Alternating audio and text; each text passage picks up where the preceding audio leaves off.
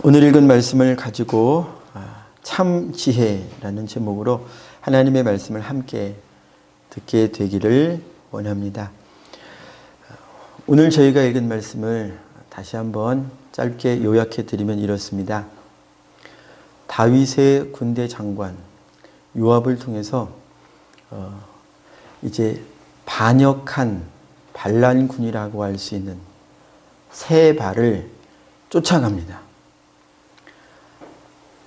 그래서 세바가 숨는데요. 세바가 어떻게 반역을 하게 되었냐면 조금 더 앞으로 가보면 오늘 본문은 아닙니다만 압살롬과의 전쟁에서 다윗의 군대가 요압이 승리하고 이제 돌아오죠. 예루살렘으로 복귀합니다. 이제 그 과정에서 유다 지파는 다윗을 따라 다윗을 섬김하고 이를테면 충성하겠다고 우리 왕이다 라고 했는데 열 지파가 틀어진 거예요. 그래가지고 이 열 지파의 우두머리 내가 그럼 열 지파의 우두머리 노릇해야지 하고 이렇게 튀어나온 사람이 세바입니다. 그래가지고 다윗을 반역한 거예요. 그래서 요압을 필두로 해서 이 세바를 정벌하는 그런 지금 전쟁을 벌이려고 하는데 세바가 여기 이스라엘 모든 지파 가운데 두루 다니다가 아벨성에 들어온 거예요. 그래가지고 요압이 군대를 이끌고 세바가 숨어있는 아벨성을 둘러쳤습니다. 세바가 들어가 있으니까 이 아벨성을 몽땅 멸절을 시켜서라도 이 반역의 씨를 없애겠다. 아마 그랬겠죠. 이제 그런 상황에서 아벨성이 놀랐습니다. 이게 무슨 일이냐 해가지고 아벨성에 있는 지혜로운 한 여인이 나서서 요압과 이제 이야기를 합니다. 그래서 지혜를 발휘해서 이 성이 멸망하게 되는 이 상황을 그 조건 세바만 이 반역하는 세바만 요압에게 이제 그의 머리를 넘기죠. 대략 이런 내용입니다. 그래서 오늘 저희가 읽은 말씀의 주요 등장인물로 보고자 하는 사람은 세바, 반역한 세바, 그리고 이 아벨성을 구원한 한 지혜로운, 이름은 나오지 않았습니다만 한 지혜로운 여인, 이 두 여인을 저희가 중점적으로 보면서 저희에게 하시는 하나님의 말씀이 무엇일까 함께 생각해 보고자 합니다. 세바는 하나님 나라로 상징될 수 있는 다윗 왕 이스라엘을 반역했어요. 그 숫자는 컸습니다. 다윗에게 모여든 수보다 컸어요. 이 세상은 교회보다 커요. 하나님의 백성인 교회보다 숫자적으로 크고 규모에 있어서도 크고 모든 면에서 큽니다. 눈으로 볼 땐 그래요. 눈으로 보는 모든 면에서 세계는 하나님의 세상을 드러내는 교회보다 커요. 그러나 세계는 지금 위험합니다.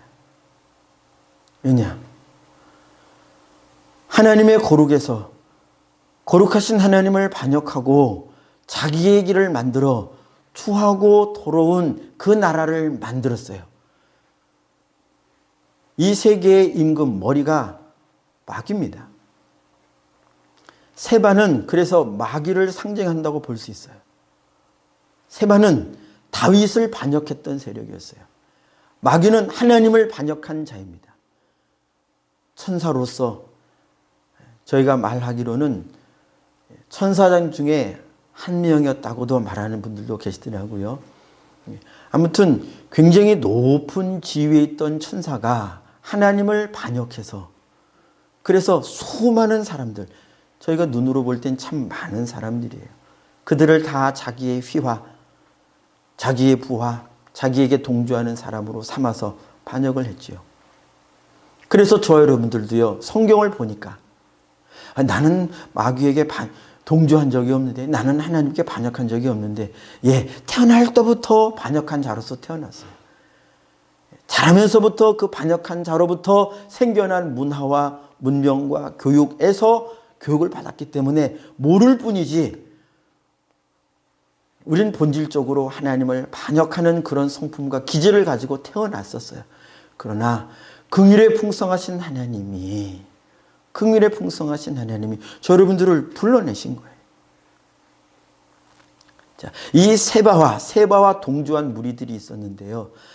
자, 이 반대격에 있는 이 아벨성에 있었던 한 지혜로운 여인이 있었습니다. 이 지혜로운 여인에 대하여 성경이 이렇게 표현을 하는데요. 제가 표현한 대로 16절 눈으로 보아주십시오. 그 성읍에서 지혜로운 여인 한 사람, 지혜로운 여인이라고 표현하고요. 그 다음에 19절 눈으로 보아주십시오. 19절 함께 읽습니다. 시작.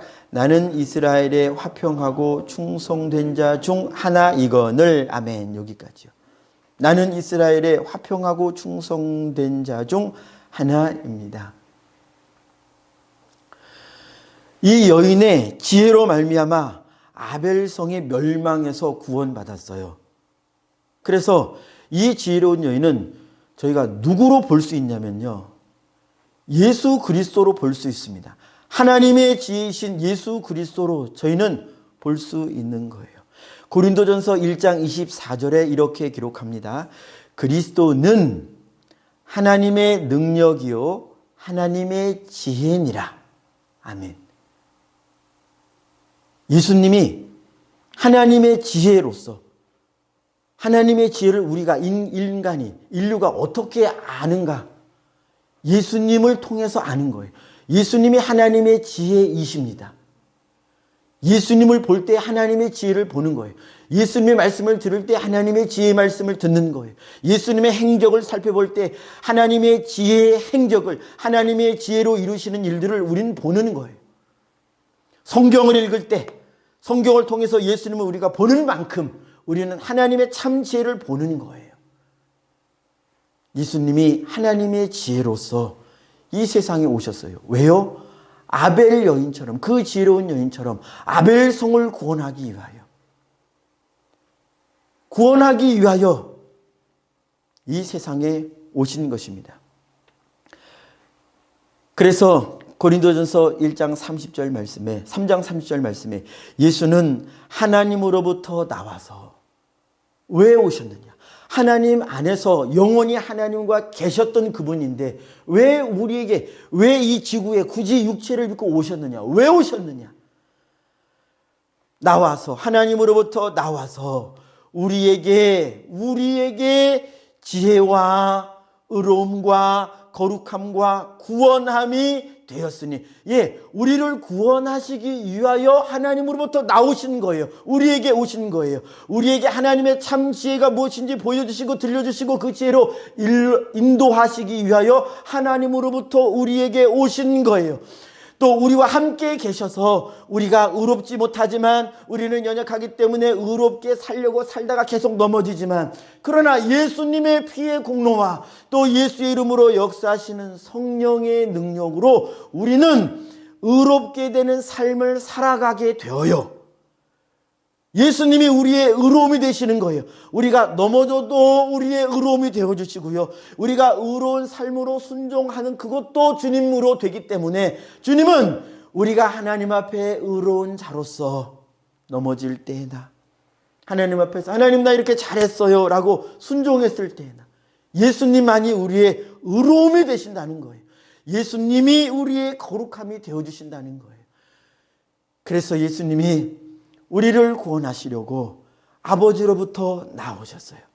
세상에 오신 거예요. 아벨 여인의 지혜로 아벨 성에 있던 모든 사람들이 구원을 얻은 것처럼 온 인류는요, 오직 예수로만 하나님께 구원을 받을 수 있어요. 하나님은 모든 사람이 구원을 받으며 진리를 아는 데 이르기를 원하시죠. 그래서 저희에게 주님을 믿도록 하시고 말씀을 주시고 환경을 조성해 주시고 각 사람의 인생 가운데서 때를 따라 불러내셔요. 그래서 저 여러분들이 어떤 사람은 어렸을 때, 어떤 사람은 청년 때, 어떤 사람은 이제 인생의 노년기에 때를 따라 하나님께 부름을 받아 하나님의 백성으로 돌아옵니다. 다 하나님의 역사예요. 우리는 눈으로 볼 때 그냥 일이 그렇게 되어진 것처럼 우리 눈으로는 그래 보이지만 하나님이 역사해 주셔서 그분의 지혜로, 그분의 능력으로 여러분들이 구원받는, 또 구원을 이루어가는, 구원에서 탈락하지 않고 구원의 완성에 도달하는 그런 사람들이 되는 것이죠. 예수님은 이 아벨 여인이 스스로에게 내가 말한 것처럼 나는 이스라엘의 화평하고 충성된 자입니다. 이 여인이 이렇게 말했죠. 정말로 예수님에 관한 표현입니다. 계시록 3장 14절 말씀에 보면은 성령께서 사도 요한을 통하여 예수님을 이렇게 증거하게 했어요. 아멘이시요. 아멘이라고 하는 말은 쉽게 말하면 네라는 뜻이죠. 네, 동의합니다. 네, 그렇게 할게요. 예, 맞아요. 이런 뜻이죠. 한마디로 하면 예스라는 뜻이에요. 예, 그렇게 할게요. 라는 뜻이죠. 그래서 성령께서는 예수의 이름을 이렇게 표현하시는 거예요. 우리는 그분을 예수라고만 부르지만 하나님 나라에서 하나님 앞에서 아들 예수는 아멘인 거예요. 그분의 이름은 아멘이에요. 왜요? 그분은 아버지 앞에서 no, 아니요라고 한 적이 없어요. 하나님으로부터 나오는 모든 지혜의 말씀에 대하여 항상 yes, 예라고 말하고 말씀하시고 마음으로 다 아멘하셨고 삶으로도 다 아멘하셨어요. 우리는 더 올라가면 제자들도 더 올라가서 모세와 같은 믿음의 선진들도 입술로는 또 그때 마음 말씀을 들을 때는 아멘, 예, 제가 그렇게 할게요. 하지만 넘어질 때 많아요. 실패할 때 많아요.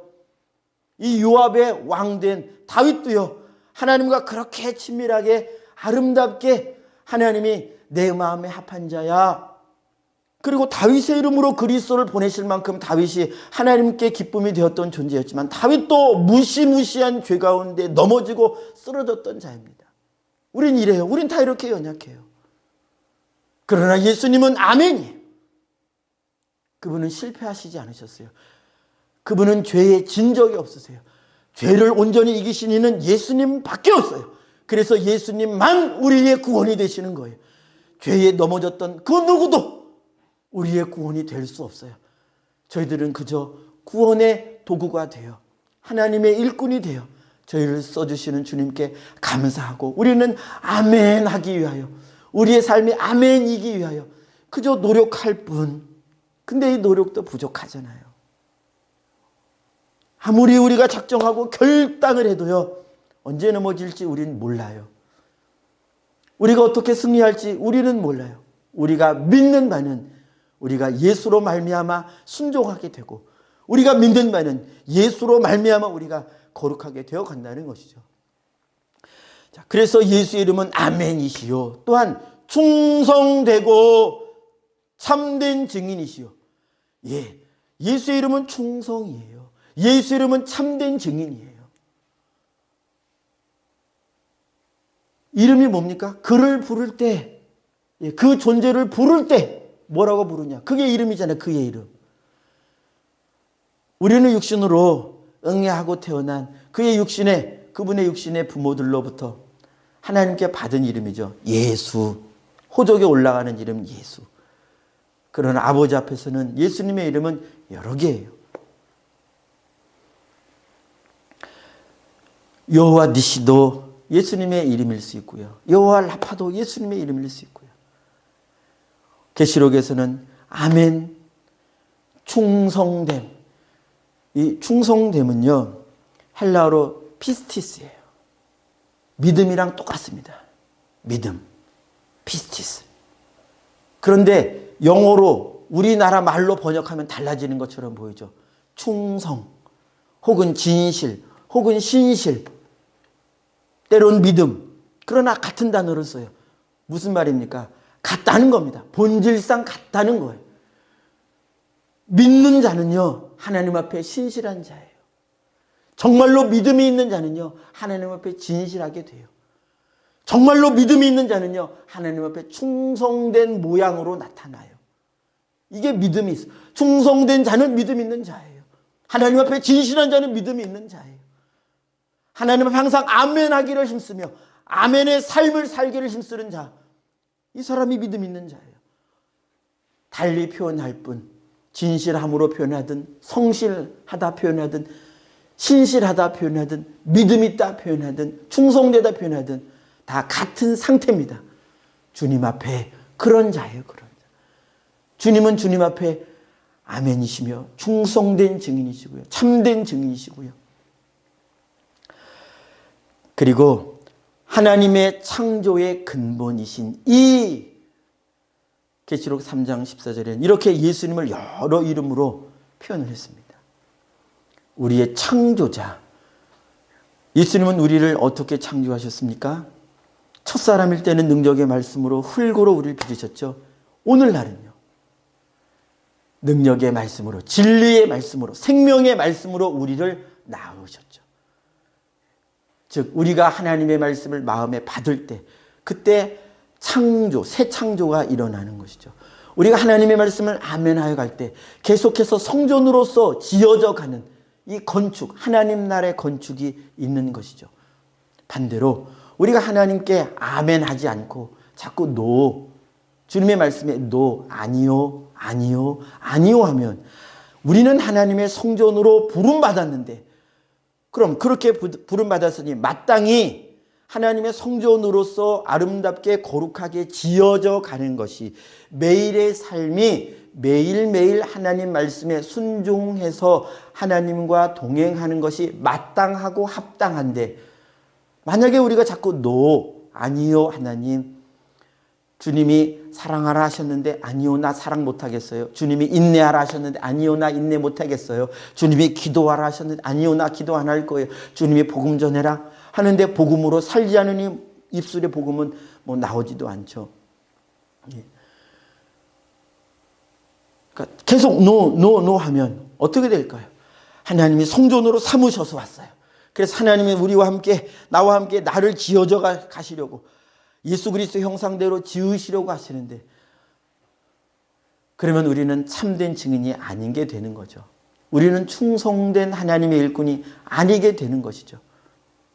주님이 아무리 저와 여러분들을 가리켜 착하고 충성된 종아 부르시고 싶어도 우리가 자꾸 아니요, 아니요, 아니요. 하나님의 말씀에 아니요, 아니요, 아니요. 한다면 그러면 마지막 날이 어떻게 되겠어요? 안 된다 이것입니다. 그건 합당하지 우리에게 합당한 일이 아니라는 거예요. 우리에게 합당한 것은 아멘이라는 아멘. 입술로도 아멘이고요. 삶으로도 아멘. 입술로도 내가 충성하겠습니다 할 뿐만 아니라 삶으로도 충성하는 것. 그러니까 우리 교회 안에서 교회 앞에서 아멘 예 라고 할 뿐만 아니라 삶으로 돌아가서도요. 하나님 말씀대로 사랑하려고 애쓰고 힘쓰고 용서하려고 애쓰고 힘쓰고 관용하려고 애쓰고 힘쓰고 말씀대로 살려고 힘쓰고 애쓰고 그러면서 그 말씀대로 살려고 힘쓰니 그 가운데 하나 복음을 전해라. 첫째는 삶으로 전하는 거예요. 그 안에 입술로 전하는 것이 들어있어요. 삶이 엉망진창인 즉 하나님 말씀에 계속 노 참된 말을 해야 하는데 거짓말을 하지 마라. 마귀가 거짓의 아비이기 때문에 거짓말하는 건 마귀를 아버지 삼는 셈이 되는 거야. 정확하게 그 말씀은 아닙니다만 그래서 저는 저희 집에서 거짓말하지 말자. 거짓말하는 걸 제일 큰 잘못으로 이렇게 간주를 하고 주의를 줍니다. 일단 거짓말을 시작하면요. 그때부터 내 속에 피어나는 문이 열리는 거예요. 어둠이 들어오라고 문을 열어놓는 거예요. 들어오시오. 반드시 회개해서 이 어둠이 들어오도록 한 문을 마음의 문을 닫아야 됩니다. 거짓말하는 버릇은요. 아예 버려야 돼요. 목사님 뭘 모르시네. 예.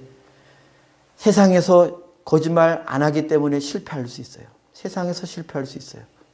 그러니까 세상에서 성공하려면 주님 뭘 모르시네. 그렇게 해가지고 어떻게 돈을 벌어? 그렇게 해가지고 어떻게 내 인생을 꾸려가?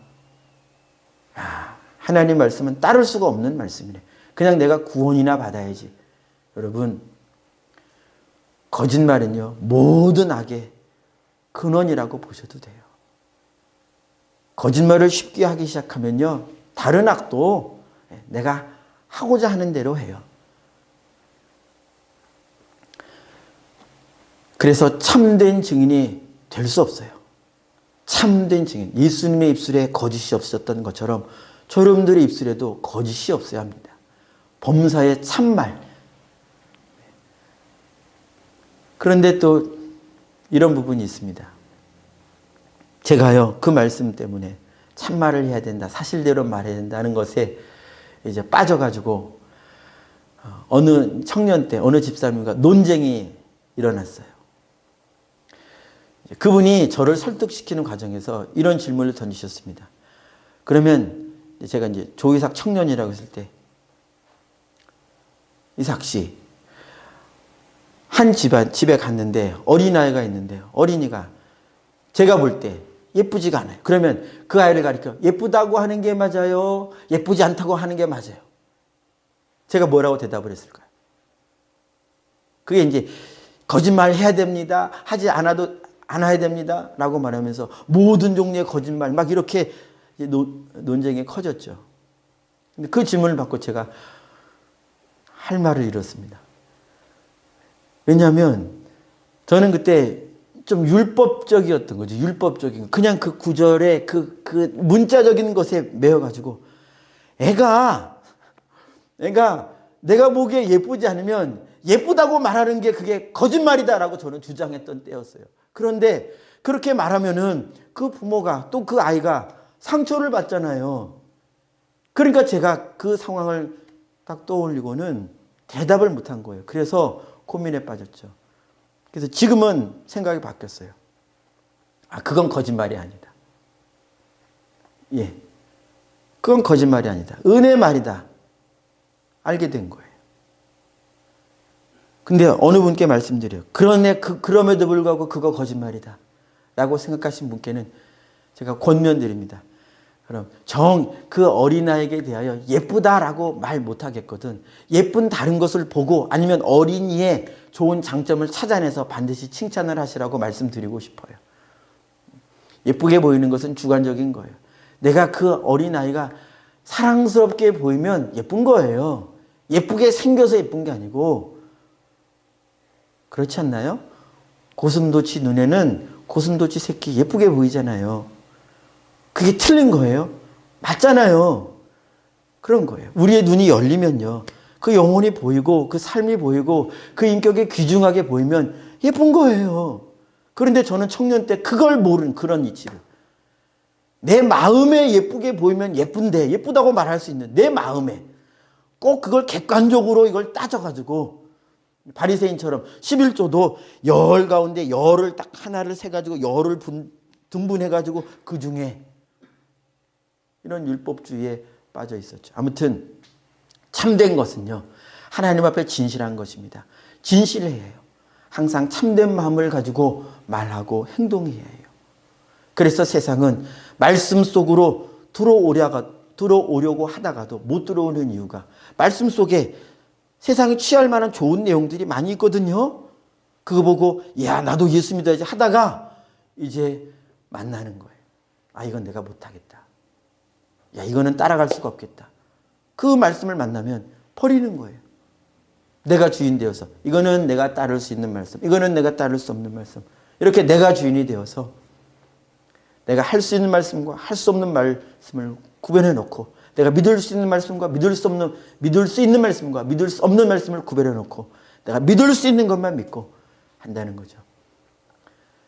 이건 어릴 수도 있고 잘못될 수도 있어요.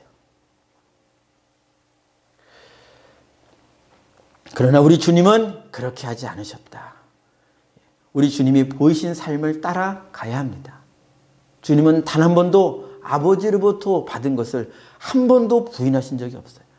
그대로 받으셨고요, 그대로 순종하셨고요, 그대로 전했고요, 그대로 사셨어요.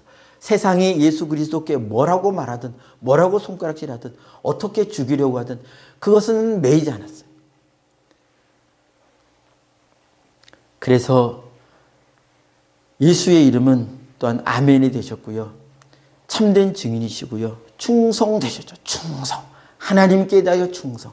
그래서 이 아벨 여인도 자기에게 대하여 말하는 거예요. 내가 이스라엘에게 대하여, 내가 교회에게 대하여, 내가 하나님께 대하여, 내가 여호와께 대하여 충성되다. 난 그렇게 살았습니다. 그런데 왜 우리를 멸하려고 하십니까? 예, 예수님이 이 이름을 가지고 오셔서 저희를 구원하셨고요. 또 앞에 언급한 내용을 보겠습니다. 이 여인이 뭐라고 앞에 언급했냐면요. 나는 이스라엘의 화평이라고 했어요. 화평을 이루었다는 거예요. 항상 아벨 성에서는 내가 다른 지파 사람을 만났던 나는 항상 화평을 위하여 하나님의 백성으로서 화평을 구했다는 것이에요. 그러니까 만장 앞에서 이렇게 나는요 이스라엘의 화평이고요. 이스라엘에게 내가 충성되었다니까요 라고 말하죠. 이건 예수님의 이름입니다. 저 여러분들이요, 예수님은 우리의 화평이셔요. 예수님은 또한 하나님의 화평이십니다. 하나님의 화평이시라고 하는 것, 우리의 화평이시라고 하는 것은 하나님으로부터 나와서 우리가 죄를 지어서 하나님을 반역하여 하나님과 불화인 관계로 살고 있는 우리를 하나님과 하나님과 화목하고 있지 않은 자기가 왕이 되었고 자기 맘대로 자기 뜻대로 자기의 호불호대로 살아서 하나님의 진노를 피할 수 없는 우리를 그리스도께서 오셔서 이 죄인된 우리와 의로운 하나님을 중간 다리가 되셔서 화평을 이루셨어요. 다리를 놓으셨어요. 그런데 저희가 볼 지점이 있습니다. 뭐냐면 예수님께서 죄인된 저와 여러분들과 의로우신 하나님 사이에 화목을 내신 그때에는요, 저희의 상태가 어땠는 줄 아십니까? 예수님이 화평이 되신 그 순간에 우리는 그걸 몰랐어요. 전혀 예수를 알지도 못했고요. 예수가 그렇게 오셨는지도 몰랐어요. 언제 우리가 아냐? 언제 저 여러분들이 아냐? 말씀이 왔을 때 그리스도께서 당신을 위하여 죽으셨습니다. 2000여 년 전에 십자가에서 죽으셨습니다. 이 말씀이 왔을 때 그 과거에 있었던 일이 현재 내 안에 이루어지고요. 그래서 저 여러분들이 오늘 여기 있는 거예요. 그리스도께서 하나님과 나 사이의 화평이신 것은요, 항상 나에게 오늘 현재 사실이 되어야 합니다. 그것이 과거의 사실로 절대 끝나서는 안 돼요. 전에는 내가 예수를 잘 믿었는데, 전에는 내가 예수님의 말씀을 잘 들었는데, 그래서 지금은 어떻다는 거예요? 들었는데 했다면 지금은 뭔가 내가 봐도 이상하다는 거죠. 전에는 충성이었는데, 전에는 충성되게 기쁨으로 신앙생활을 했는데 지금은 어떻다는 거죠. 이게 다 그러는 거야가 아니에요. 당신도 오래 신앙생활 해봐. 다 그렇게 돼가 아니에요. 그건 속는 거예요. 속이는 자에 의해 속는 거예요. 여러분, 예수를 잘 믿으면요, 계속 변화해 갑니다. 예수님을 향하여 계속 변화해 가요. 10년 전보다 오늘의 믿음이 분명히 더 커 있어야 하고요. 오늘보다 반드시 미래의 어느 시점의 믿음이 더 커 있어야 해요. 더 예수님을 닮아가는 게 정상입니다. 여러분 속지 마세요. 로마서 8장에서 하나님은요, 우리를 구원받은 하나님의 자녀들을 구원하신 예수 닮도록, 장자 되신 예수 닮도록, 그의 형상을 닮도록 분명히 구원하셨다 그랬어요. 그럼 그 말씀이 언제 폐해졌다는 말이에요 도대체? 그 말씀은 폐해진 적이 없어요. 그 말씀은 거두어진 적이 없습니다. 10년 차 믿음 때까지는 이 말씀이 유효하고 이 10년 차가 넘어가면 이 말씀은 무효야. 그때는 네 마음대로 게을러도 되고, 그때부터는 네 마음대로 말씀을 판단해도 되고, 순종하고 순종 말 것 네가 판단해도 돼. 네가 주인이야. 언제 하나님이 그러셨어요? 신앙 연수가 더할수록 더 겸손한 자가 되고, 믿음이 더 깊을수록 더 예수를 닮아가고, 더 관용하는 자가 되고, 더 은혜의 말을 하게 되고, 더 많은 사람을 살리는 일에 내가 움직여야죠. 어째서? 제가 모태신앙입니다. 올해 52살. 거꾸로 말했습니다. 쉬운 일입니다. 제가 바르게 믿고 있다면 반드시 처음 믿었을 때보다 지금이, 10년 전보다 지금이, 5년 전보다 지금이 반드시 이렇게 중간중간에 예수 그리스도를 향하여 자라가는 이 삶이 중간중간에 실족해서 넘어지는 것은 있어도, 똑 떨어지는 것은 있어도요. 다시 올라가야 돼요. 똑 떨어도 다시 올라가야 돼요. 다윗처럼 범죄해도 똑 떨어져도 다시 올라가야 돼요. 그래서 전반적으로 이 방향이 주님을 향하여 오르막길을 이루고 있어야 됩니다. 경사가 있어야 돼요. 반드시요. 이게 단번에 급격하게 변하든 완만하게 되든 반드시 경사가 주님을 향하여 기울어져 있어야 돼요. 주님을 향하여. 반대로 주님을 향하여 가다가 세상의 힘이 역사하면요, 이게 꺾이는 거예요. 하나님의 입장에서 볼 땐 주님을 향하여 잘 오던 이삭이가 어느 날 쓱 방향을 바꾸는 거예요. 근데 교회 직분은 목사입니다. 마음이 돌렸어요. 마음이 돌았어요. 사울처럼. 직분은 이스라엘의 왕인데 마음이 달라졌어요. 여러분, 우리 이러지 말자는 것입니다. 우리 끝까지 주님 앞에 진실하고 끝까지 주님 앞에 충성합시다. 베드로전서 5장 8절 말씀에 우리가 그리스도의 화평의 공로를 힘입어서 하나님과 화평한 자가 되어서 그 화목의 길을, 주님과 사이좋게 된 그 길을 계속 가는데 이 길을 자꾸 회방해서 다시 주님과 불화하게 하고 주님과 등 돌리게 하고 주님과 척을 지게 하고 다시 내 뜻대로 내 마음대로 가게 하고자 하느니, 베드로전서 5장 8절에 이렇게 기록합니다. 근신하라 깨어라. 너희 대적 마귀가 우는 사자같이 두루 다니며 삼킬 자를 찾나니. 세바도요, 14절에 보니까 이스라엘 모든 지파 가운데 두루 다녀서 아벨까지 왔어요. 이 마귀는요, 항상 예수와 하나님과 하나님의 백성들의 사이에 역사하려고 해요. 그래서 베드로가 교회에게 말하는 거예요. 이미 구원받은 하나님의 자녀들에게 이야기하는 거예요. 근신해야 합니다. 교회요, 그리스도의 신부들이요, 근신해야 합니다. 깨어야 합니다. 깨어있지 못하고 근신하지 않으면, 근신하는 게 뭐예요? 내가 힘을 써서 내 마음을, 내 생각을, 내 시간을 단돌이 해야 되는 거예요. 게으른 자는 뭐예요? 근신하지 않아요. 되는 대로 눕고 싶으면 눕고, 하기 싫으면 안 하고, 화가 나면 화가 나는 대로 화를 내고, 못된 생각이 들면 못된 생각이 되는 대로 말을 칼같이 함부로 하고, 이게 바로 근신하지 않을 때, 깨어있지 않으면요. 깨어있는 게 뭐예요? 야, 내가 주님 말씀 오늘 잘 살아야지. 주님 말씀 무엇일까? 오늘 말씀 이것이니까 이렇게 가자.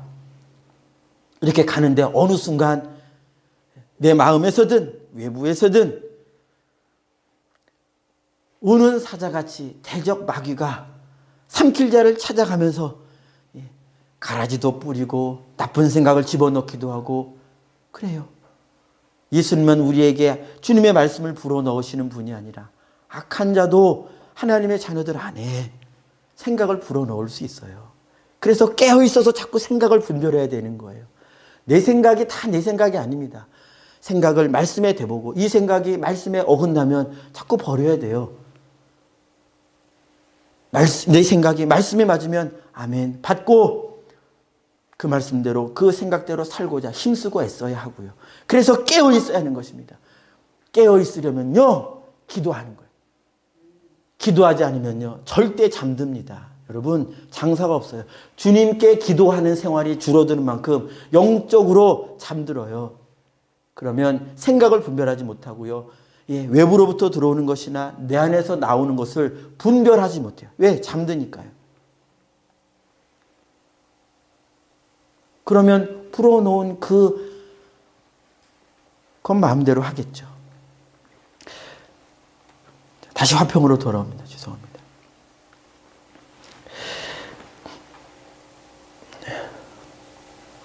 에베소서 2장 14절 말씀에 예수님이 우리와 하나님 사이에 이루신 화평을 이렇게 기록합니다. 그는 우리의 화평이신지라. 그래서요, 예수님이 십자가로 우리와 하나님을 화평하게 하셨어요. 십자가 안에서 예수님도 저희와 화평하시고요. 십자가의 공로 안에서 성령도 저희와 화평하기 때문에 일어날 수 있는, 할 수 있는 일들이 십자가의 공로 안에서 일어나요. 십자가의 피로, 자, 계속 읽어드립니다. 화평이신지라 둘로 하나를 만드사. 자, 하나가 되었기 때문에 이제 소통이 일어나게 된 거예요. 하나님의 뜻이 우리 안에 들어오기 시작했고요. 우리의 기도가 하나님께 들려지기 시작한 거예요. 십자가로요. 왜 십자가냐? 계속 읽어드립니다. 둘로 하나를 만드사 했는데 원수된 것, 곧 중간에 막힌 담을, 자, 그래서 이제 이 막힌 담이 있었는데 그래서 하나가 되지 못했는데 이게 재진대요. 뭘로? 에베소서 2장 14절 계속 읽어드립니다. 막힌 담을 자기 육체로 하시고, 이 자기 육체로 하셨다는 얘기는 십자가에서 예수님께서 죽으심으로, 우리의 죄를 대신하여 죽으심으로 그 막힌 담을 십자가에서 죽으실 때 그 막힌 담이 허물어졌다는 거예요. 자, 그래서 말씀이 우리에게 온 겁니다. 여러분, 내가 믿어서 말씀이 내게 온 게 아니라 순서를 잘 알아야 돼요. 예수님이 이 담을 하셨기 때문에, 그래서 하나님과 우리 사이 화평함이 있어서 하나님이 우리에게 말씀하실 수 있게 된 거예요. 여러분, 우리가 똑똑해서 하나님을 찾고 주님의 말씀을 들어서 내가 믿어야지 믿은 게 아니라고요. 하나님께서 예수 그리스도의 십자가, 예수 그리스도로 말미암아 모든 인류의 죄를 다 대신 지고 죽게 하셔서 그가 죽으실 때 이 담이 허물어진 거예요. 그래서 하나님의 말씀이 저 여러분들의 귀에 온 겁니다. 그때 성령께서 말씀을 가지고 저 여러분들에게 오실 수 있게 된 거예요. 그러니 이 일이 계속되어야죠. 그러나 죄가 있어요. 죄는 언제나 하나님과 우리 사이를 내요. 우리의 기도가 하나님께 상달되지 못하게 하고요. 우리의 마음이 하나님 앞에 가리워진 것처럼, 하나님의 얼굴이 우리에게 가리워진 것처럼 되게 하는 건 죄예요. 죄가 뭐냐? 하나님의 말씀을 떠나는 거예요. 자, 보셔요. 목사님, 어떻게 죄 짓고 안 살아? 예, 죄 짓고 우리는 살 수밖에 없어요. 그러니까 보라, 아까 말씀드렸죠. 잘 보세요. 우리가 죄를 지을 수밖에 없어요. 왜요? 연약하기 때문에. 그러나 내가 죄를 짓는 연약함이 있더라도 방향이 항상 하나님께 있어야 된다고요. 방향이요, 방향. 방향이 주님께 가 있으면 우리가 혹시 실수하고 모르거나 혹은 약해서 넘어져요. 죄를 지어요. 그래도 내 눈이 하나님께 가 있으면요, 예수의 피를 의지한다고요. 그래서 씻음 받고, 그분은 우리의 의로움이요, 거룩함이잖아요. 그래서 늘 연약하지만 늘 예수를 의지해서, 예수의 보혈을 의지해서 가는 거예요. 계속 앞으로 가는 거예요. 하늘 가는 밝은 길로 가는 거예요. 그러나 뒤를 도는 상황이 생긴다고요. 이때가 되면 주님의 보혈을 의지하지 않기 시작해요. 내가 하는 의로운 행위를 의지하기 시작해요. 내 재능과 내 지능을 의지하기 시작해요. 내게 있는 것들을 보기 시작해요. 세상에 있는 것들을 보기 시작해요. 보기 시작했어요. 그러나 방향이 바뀌었기 때문에 나는 이제 겨우 시작했을지라도 이건 너무너무 위험천만한 상태라고요. 방향은 내가 연약해도, 내가 작아도, 내가 실수해도 하나님께 가 있어야 돼요. 그래서 죄를 지어도 진실하고, 죄를 짓지만 충성될 수 있어요. 반대로 사람들이 볼 땐 많은 일을 하지만 마음이 하나님을 떠나 딱 돌아선 순간, 이때는요, 제가 목사고 이전에 무슨 일을 했어도요, 그거 다 한순간에 끝나버릴 위험한 순간이 되었다는 것입니다. 그래서 이 화평의 관계, 항상 예수님의 피를 의지해야 합니다. 이 화평은 한 번 이루어지고 그 다음에 더 이상 의지하지 않아도 되고, 예수님의 보혈은 한 번 의지하고 그 다음엔 더 찾지 않아도 되는 것이 아니라, 한 번 하나님과 화평하게 된 이후에 계속 끝까지, 언제까지요? 그 나라 가서도 예수님의 죽으심의 공로는요, 이 은혜는요, 우리가 찬양할 찬양의 제목이에요. 우리의 화평은 그리스도의 보혈로 됩니다. 그의 죽으심으로. 그래서 우리 그만하지 맙시다. 내가 잘나서 하는 것 없어요. 다 주님이 이루신 화평 안에서, 오늘도 주님의 보혈 안에서 주님의 도우심으로 되는 거예요. 말씀을 마무리하겠습니다. 예수님만이 우리의 화평이고요. 저 여러분들의 화평이고요. 저 여러분들을 충성케 하시는 우리 충성의 근원이요 힘이세요. 오늘도 그분께 의지합시다. 내가 하는 의로운 행위를 보지 말고 그것을 가능하게 하시는 내 안에서 역사하시는 그분을 바라봅시다. 그분만 의지하며 늘 그분이 말씀하시는 그 길 참되고 충성되게 걸어가는 저 여러분들이 되기를 축복합니다. 기도하겠습니다. 우리 함께 한 목소리로 우리 입술을 열어서 마음을 열어서 이렇게 기도하길 원합니다. 지혜, 하나님의 지혜로 말미암아 사망에서 생명으로 옮겨집니다.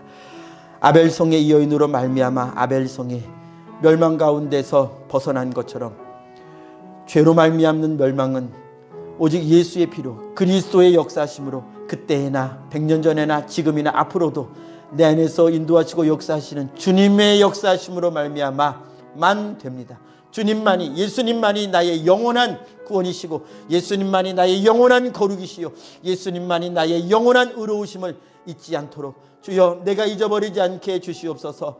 어느 순간 내가 내 의지, 내 뜻, 내 마음, 내가 가진 것들을 바라보면서 그것에 눈이 빼앗겨 그것에 마음을 빼앗겨 넘어지지 않도록 항상 주님만을 의지하게 하옵소서. 주님만을 의지하게 하옵소서. 주님만이 나의 화평이시오 주님만이 나의 충성이십니다. 우리 주여 한번 외치고 기도하겠습니다. 주여